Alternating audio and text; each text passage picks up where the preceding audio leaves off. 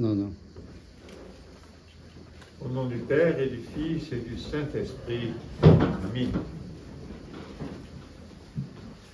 Frères et sœurs en Christ, bien-aimés, aujourd'hui, nous fêtons les saints du 4e Concile œcuménique.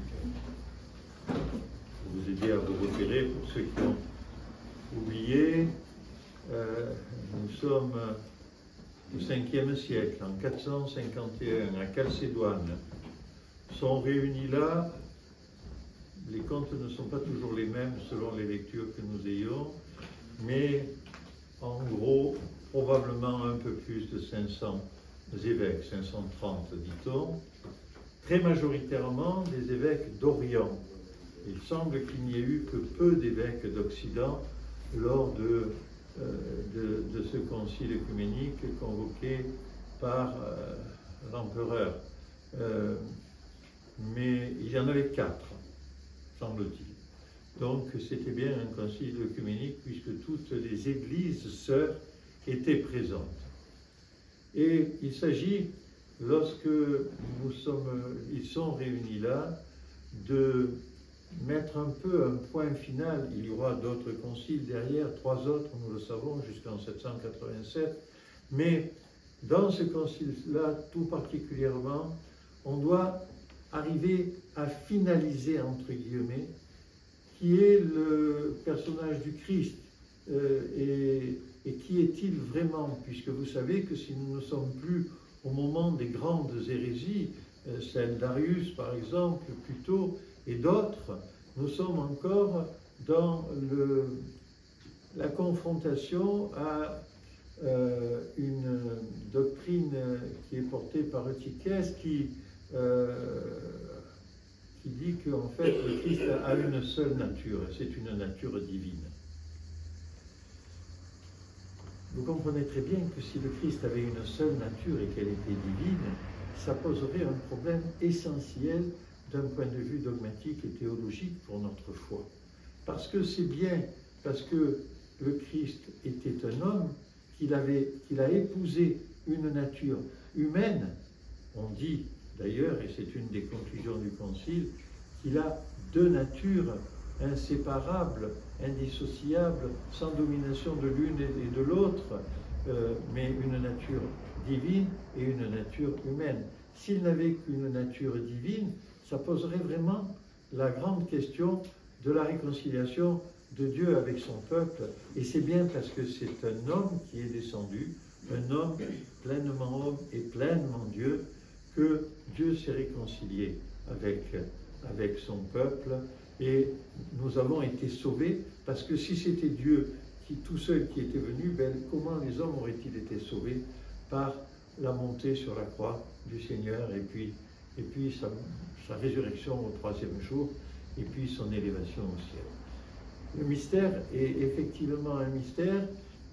Le Concile ne s'est pas arrêté là. Il a aussi affirmé, on s'en souvient sans doute moins, la réalité de la virginité de la Mère de Dieu et de la conception miraculeuse de cet enfantement qui a donné à ce monde le Fils de Dieu pour vivre avec nous et partager notre vie.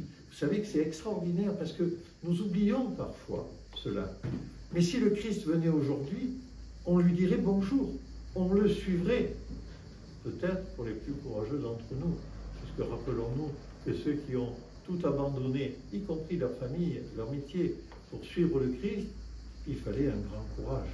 Sans doute une force de conviction du Seigneur assez extraordinaire, puisqu'il dit « Venez et suivez-moi ».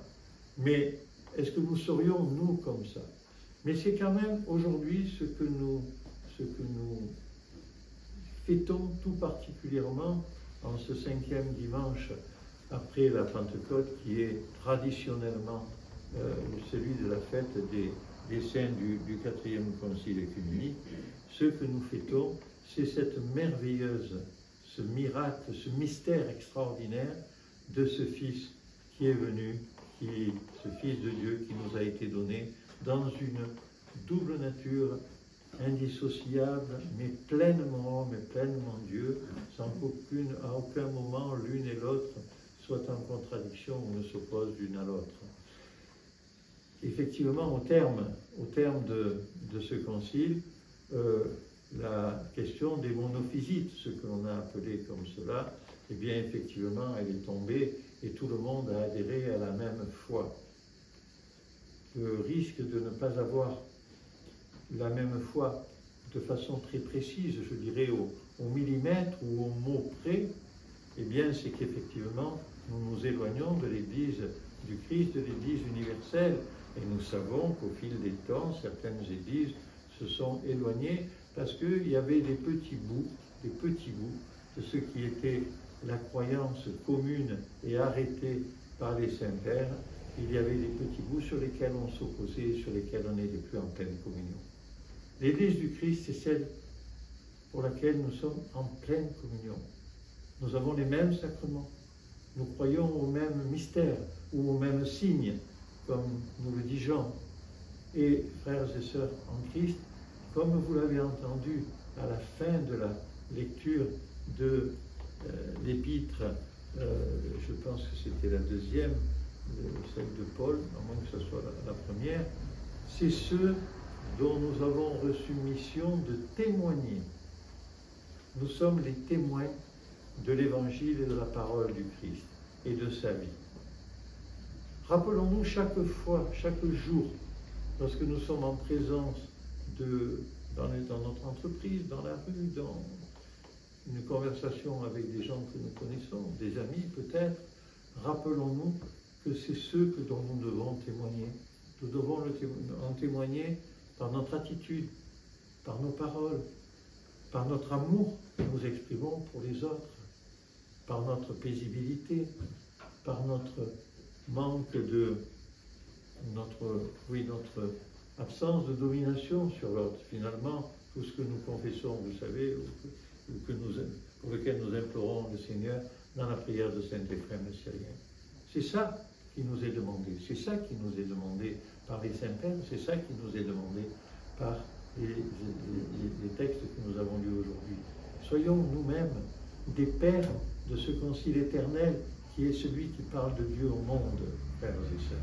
Et faisons-le avec humilité, avec simplicité, dans la discrétion, mais avec la certitude intérieure que nous avons, que notre Seigneur est venu, Dieu nous a donné son Fils bien-aimé, pour qu'il s'incarne dans ce monde, pour nous sauver et pour faire de nous les témoins de son évangile, maintenant et toujours, et dans les siècles des siècles. Amen.